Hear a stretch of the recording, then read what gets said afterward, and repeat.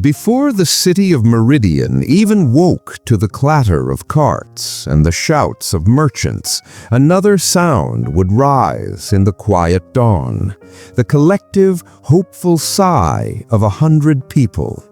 They weren't waiting for a king or a hero. They were waiting for bread, for one single loaf of bread. The line snaked from the door of a tiny shop with a faded blue sign that simply read, Samuel's. And every morning at the stroke of 7, the door would open. Samuel, a man with flour in the lines of his gentle face and warmth in his eyes, would emerge. He would not carry a great tray of bread. He would carry only one, a single, perfect, golden-crusted loaf, its aroma a promise of everything good in the world.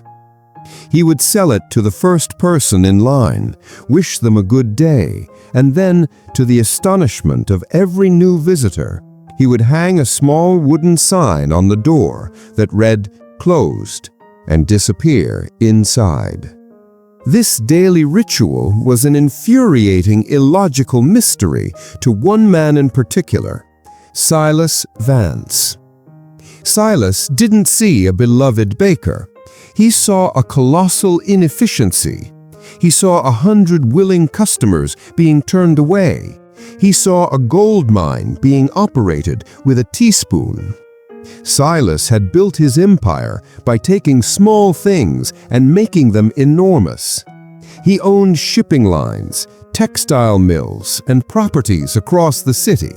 His mind was an abacus, constantly clicking, calculating, optimizing. And Samuel's Bakery was the most infuriatingly unoptimized business he had ever seen. One morning, Silas, dressed in a fine wool coat that cost more than Samuel's entire shop, stepped out of his carriage and approached the baker. Samuel, he began, his voice smooth but edged with impatience. I have a proposition for you. I will give you a sum of money that will ensure your family never wants for anything ever again. All I ask for in return is your recipe and your process. Samuel smiled, a gentle, untroubled expression. The recipe is simple, Mr. Vance. Flour, water, salt, yeast. It is no secret. Don't play games with me, Silas snapped. There's a secret, a technique, an ingredient. People don't line up like this for simple bread. I want to build a dozen bakeries just like this one. We'll be the talk of the nation. We'll be rich beyond measure. Samuel wiped his floured hands on his apron. I am already rich, sir. He then looked past Silas at the family waiting for him inside his small home behind the shop. And my bread, the bread is something else entirely. It cannot be made in a dozen bakeries. Silas left in a cold fury. If the old fool wouldn't sell his secret, he would steal it. That evening, he hired a man to watch the bakery, to document every single action, every measurement, every minute the dough was left to rise. For a week, the spy scribbled in his notebook, peering through the back window, noting the temperature of the oven, the brand of flour, the way Samuel kneaded the dough. Finally, the spy returned to Silas with a detailed report. Silas read it, a triumphant, greedy smile spreading across his face. It was all there, every step, every detail. He hadn't missed a thing. The old fool, Silas muttered to himself, his secret is about to make me a fortune. Silas spared no expense. He built a bakery that was the marvel of Meridian. It had 12 gleaming copper ovens, marble countertops, and the finest sacks of flour money could buy. He hired a team of bakers and gave them the stolen notes, instructing them to follow every detail with scientific precision. Repeat it, he commanded. Replicate perfection and then multiply it by 1,000.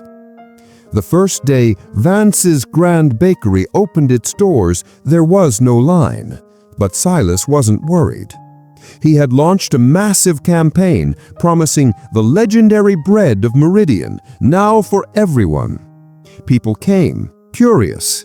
They bought the loaves, which looked identical to Samuel's. They took them home.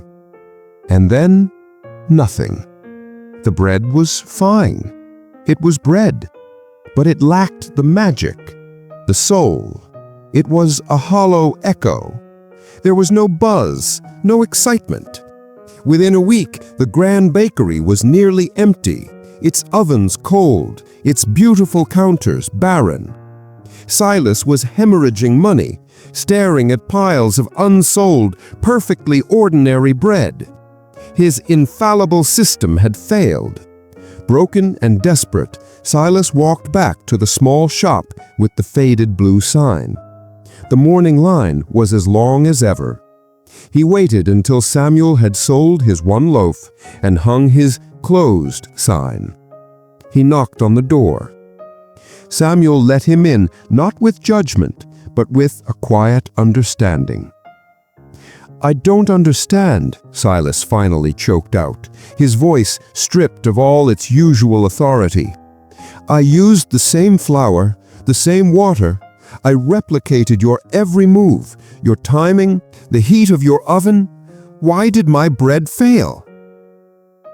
Samuel gestured for Silas to sit and poured him a cup of tea.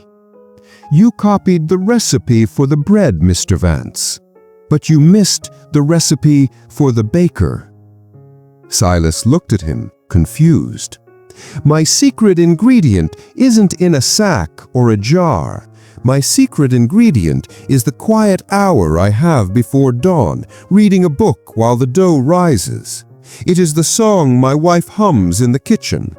It is the joy I feel knowing that when this one loaf is done, my day belongs to my daughter and her children.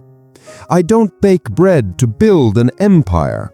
I bake bread to live a life." He leaned forward. "Your bakers were stressed, weren't they? Rushing to meet quotas, thinking about the 1,000 loaves they had to make. I think only of one. You built a factory designed to extract profit. I have a home that happens to produce a loaf of bread. The bread isn't the point, you see. It's the byproduct of a life lived in balance. You cannot mass-produce a soul, Silas, and that is what you taste in my bread." In that quiet kitchen, surrounded by the simple warmth of a home, Silas finally understood. He had spent his life chasing more money, more power, more growth. He had believed that success was a formula to be replicated at scale.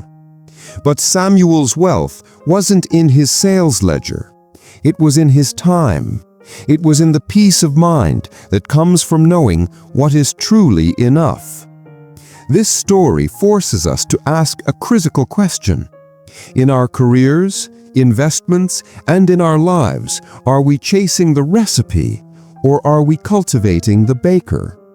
We can follow all the rules for success, the hustle, the scaling, the relentless pursuit of more. But if we sacrifice the very life those things are meant to improve, our final product will be hollow. True wealth is not about optimizing every second for maximum financial return. It is about designing a life of balance and purpose, from which success, fulfillment, and yes, even money can become the natural byproducts. It's understanding that the most valuable asset you can ever own is a life well lived. If this idea of finding wealth in balance resonates with you, then you're in the right place.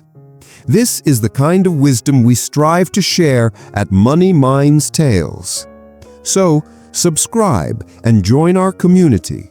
Let's learn to bake our own perfect loaf together.